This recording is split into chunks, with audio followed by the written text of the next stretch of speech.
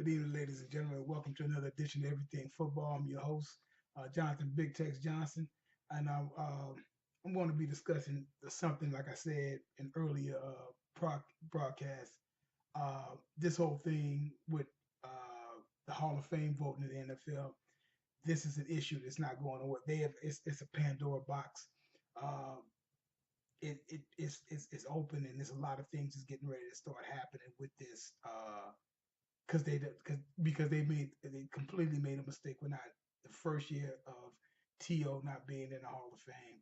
Now you did it the second year. Now you have another supposedly controversial figure that's going to be up for Hall of Fame 2018, Randy Moss. Uh, I've already spoke about this before, but this past week you had Bill Polian, who was a general manager, president, and all this other type of stuff for the Bills and Indianapolis Colts.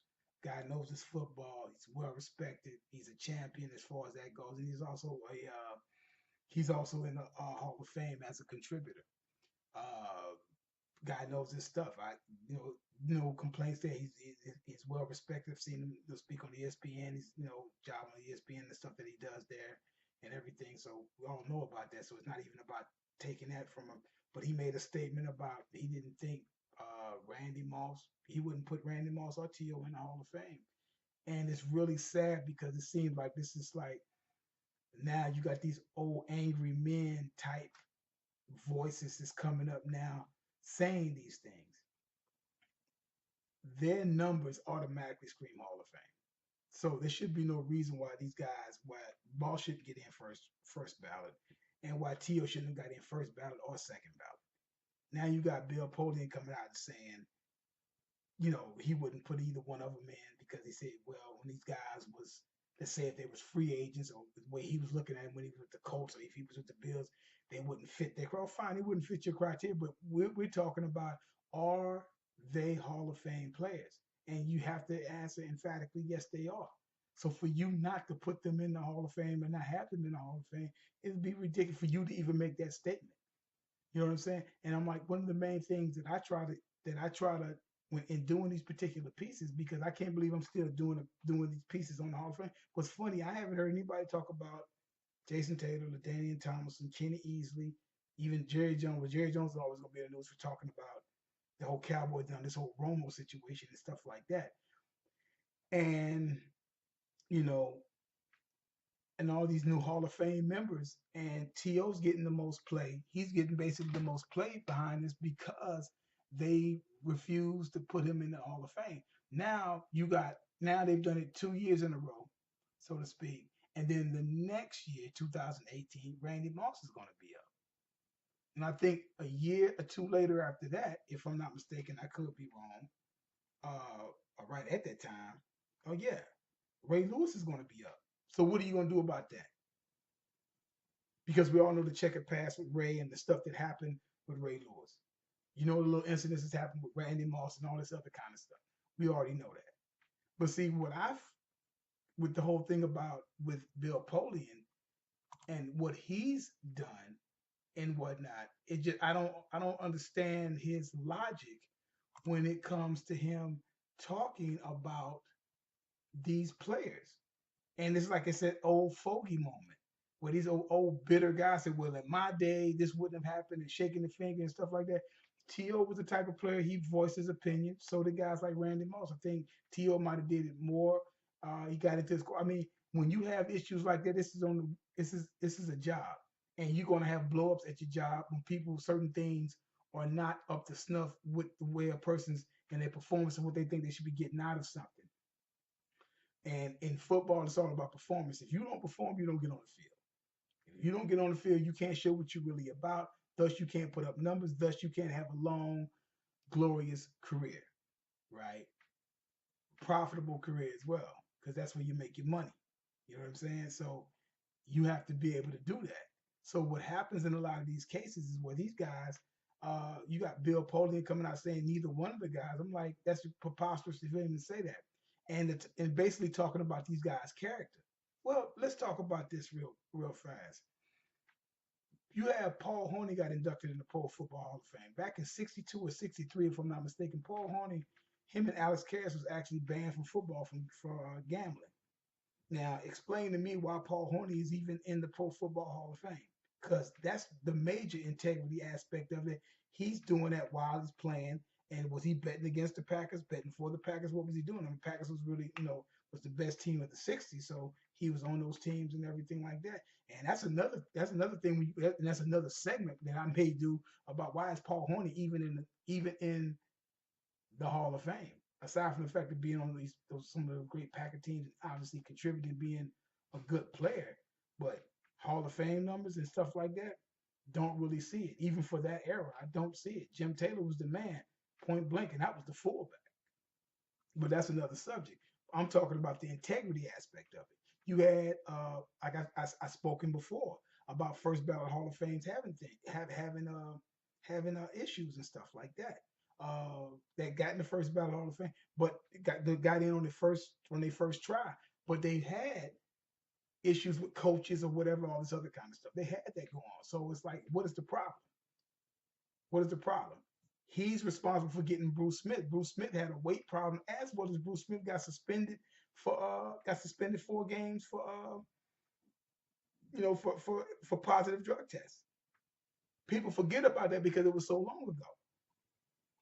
You know what I'm saying? We can go on and on, like I told you. So you just recently Brett Favre went in. Brett Favre went in, and we all know what Brett Favre held the Packers hostage for like 4 or 5 years before he finally decided. So they finally just said, "We're tired of it. We're moving on. You got to go."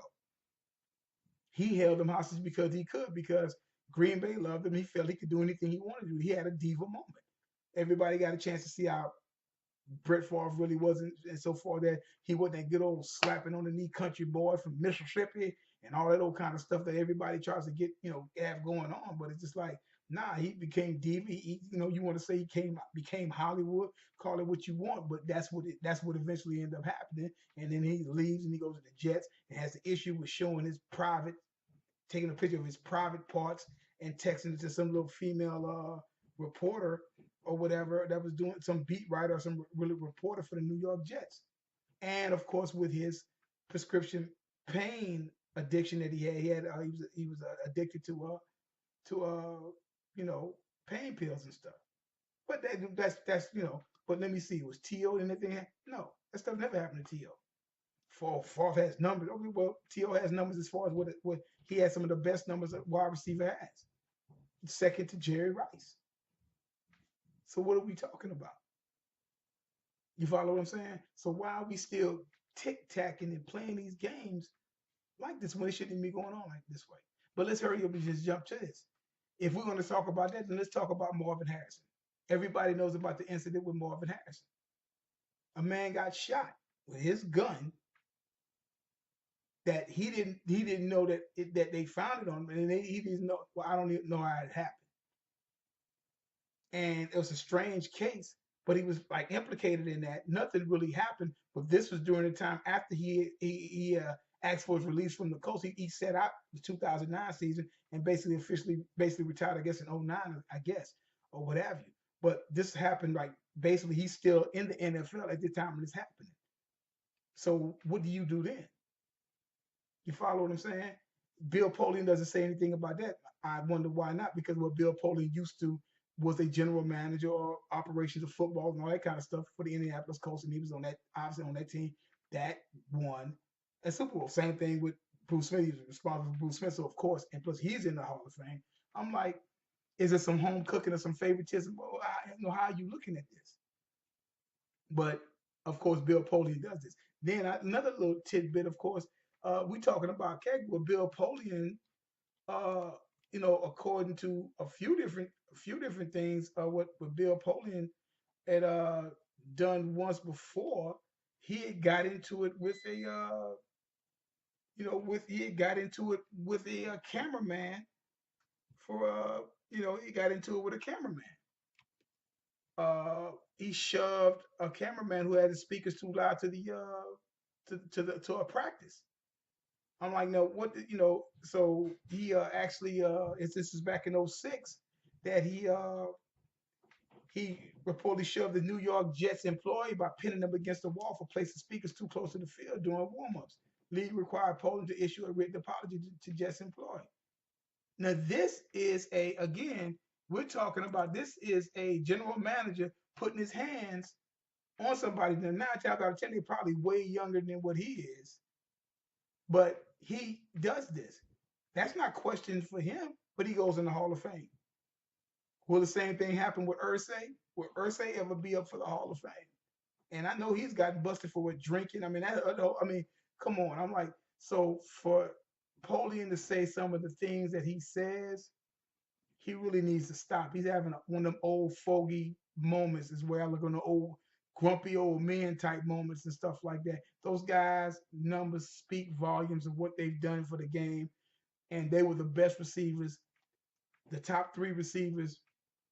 Whether you want to put Moss, Boss, T.O., Harrison, they were the top 3 receivers of that era for that decade for a 10-year stretch.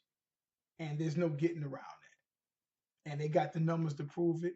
And all 3 of them should be in the Hall of Fame. You got 2 outside. Look, one to be eligible for obviously in 2018. And, and of course, T.O. should already be in. Like I said, this is an issue that's not going away anytime soon. It's not going away. So this is what's happening now.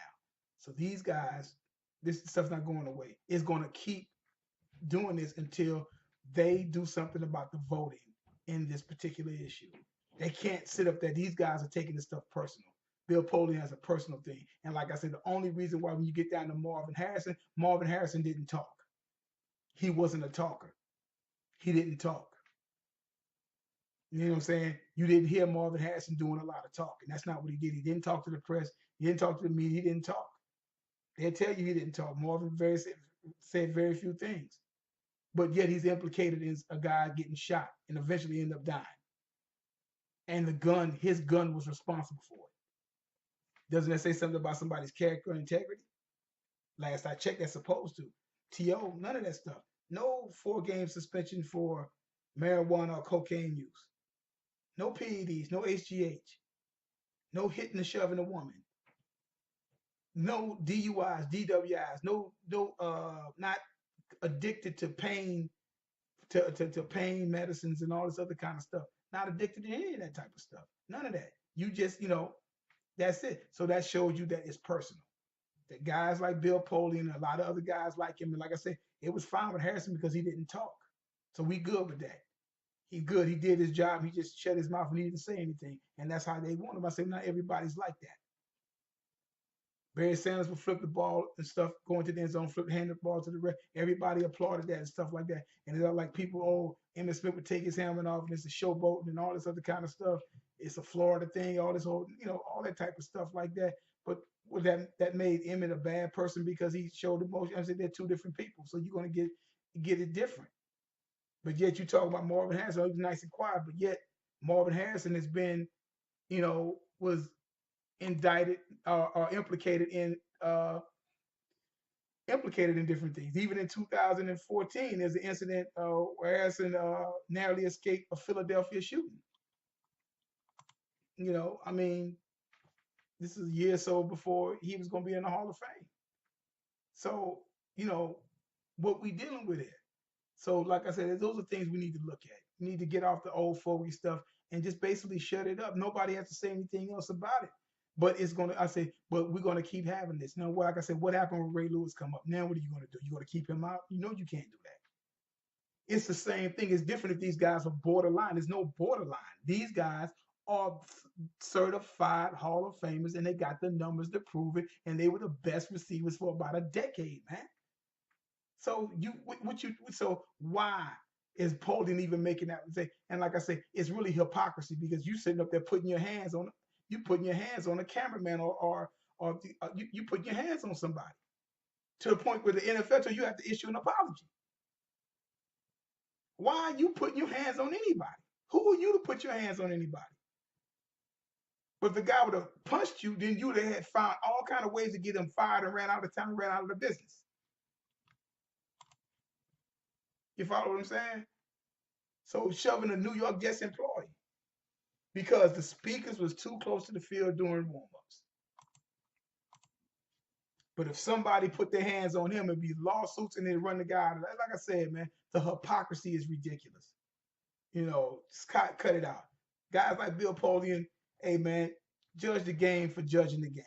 Leave all that character stuff. If them guys ain't did nothing crazy and stuff, that's fine. Because you might not want him on your team, that's fine. But did he play ball the way ball was supposed to be played? Yes, they did. And before you start talking mess about these, check your backyard because, like I said, I just named two players that was up under you, and these guys either got, and their first ballot Hall of Famers, either they got popped for drugs or are implicated in the shooting. Now, what does that say? But like I say, it's not going. I keep saying as soon as you think they're not going to say anything else about it, something else is said about it. So, yeah, tell me what you think about this. You can check my channel, Everything Football number 62. You can check my Twitter page, Everything Football, Uncut Men 62, Everything Football 62, and check my page out and everything, and come back and leave some comments to tell me what you think. All right, have a good one, guys.